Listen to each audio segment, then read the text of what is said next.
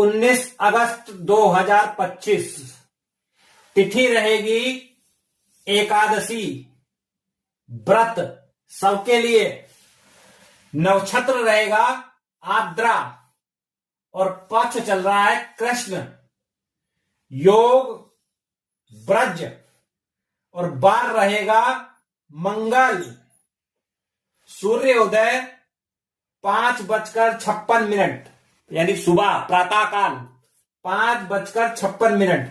सूर्य अस्त होगा 6:50 पर और अभिजीत मुहूर्त 11:36 से 12:24 तक। अभिजीत मुहूर्त मतलब शुभ समय। किसी भी कोई भी मुहूर्त ना मिले, यदि कोई शुभ तिथि तारीख ना पता हो, तो ये जो समय है 11:36 से 12:24 तक कोई भी शुभ काम कर सकते हैं। 11:36 से 12:24 तक इसको कहा जाता है अभिजीत मुहूर्त यानी शुभ समय। राहु काल रहेगा शाम 3 बजे से 4:30 बजे तक। ये राहु काल है, ये अशुभ समय रहता है, इसमें कोई शुभ काम नहीं करना चाहिए। दिशाशूल पूरब यानी पूरब की दिशा में यात्रा ना करें, इसको अवॉइड कर दें, छोड़ दें। पूरब की दिशा में यात्रा करना मानो रास्ते में दिशा में कांटा, दिशा में बाधा।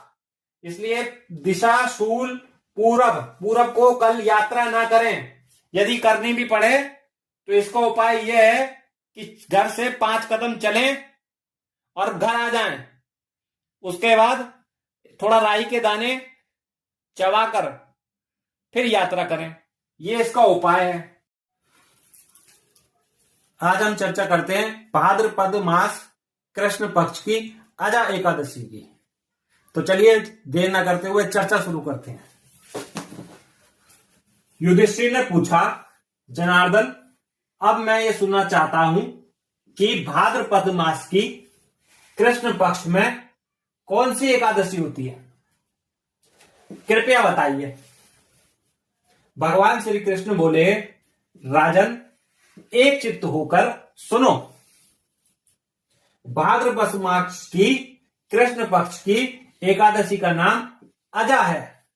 यहां पर भगवान श्री कृष्ण कह रहे हैं भाद्रपद मास की एकादशी का नाम अजा है। वह सब पापों का नाश करने वाली बताई गई है। जो भगवान हर्षिकेश का पूजन करके इसका व्रत करता है उसके सारे पाप नष्ट हो जाते हैं। पूर्व काल में हरिश्चंद्र नामक एक विख्यात चक्रवर्ती राजा हो गए, जो समस्त भूमंडल के स्वामी और सत्य प्रतिज्ञा थे। एक समय किसी कर्म का फल भोगने प्राप्त होने पर उन्हें राज्य से भ्रष्ट होना पड़ा। राजा ने अपनी पत्नी और पुत्र को बेच दिया, फिर अपने को भी बेच दिया। पुण्य आत्मा होते हुए भी उन्होंने चंडाल की दास्ता करनी पड़ी। वे मुर्दों का कफन कर लिया करते थे। इतने पर भी नृपश्रेष्ठ हरिश्चंद्र सत्य से प्रचलित नहीं हुए। इस प्रकार चंडाल की दास्ता करते हुए उनके अनेकों वर्ष व्यतीत हो गए। इससे राजा को बड़ी चिंता हुई। वे अत्यंत दुखी होकर सोचने लगे, क्या करूं, कहां जाऊं, कैसे मेरा उद्धार होगा। इस प्रकार चिंता करते करते वे शोक के समुद्र में डूब गए।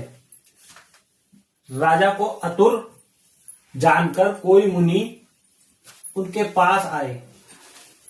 वे महर्षि गौतम थे। श्रेष्ठ ब्राह्मण को आया देखकर नृपश्रेष्ठ ने उनके चरणों में प्रणाम किया और दोनों हाथ जोड़कर गौतम के सामने खड़े होकर अपना सारा दुख बताया, समाचार सुनाया। राजा की बात सुनकर गौतम ने कहा, राजन, भादो के कृष्ण पक्ष में अत्यंत कल्याणमयी अजा नाम की एकादशी आ रही है, जो पुण्य प्रदान करने वाली है। इसका व्रत करो, इससे पापों का अंत होगा। तुम्हारे भाग्य से आज से 7वें दिन एकादशी है। उस दिन उपवास करके रात्रि में जागरण करना। ऐसा कहकर महर्षि गौतम अंतर्ध्यान हो गए। मुनि की बात सुनकर राजा हरिश्चंद्र ने उस उत्तम व्रत का अनुष्ठान किया। इस व्रत के प्रभाव से राजा सारे दुखों से पार हो गए। उन्हीं पत्नी का सानिध्य और पुत्र का जीवन मिल गया। आकाश में दुदुंबियां बज उठी। देवलोक से फूलों की वर्षा होने लगी।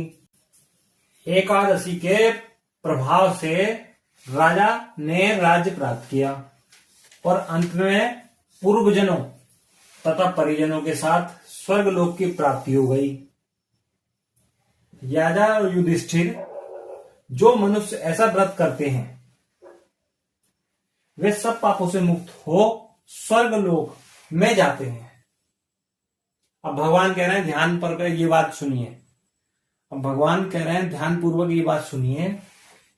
इसके पढ़ने और सुनने से अश्वमेव यज्ञ का फल मिलता है।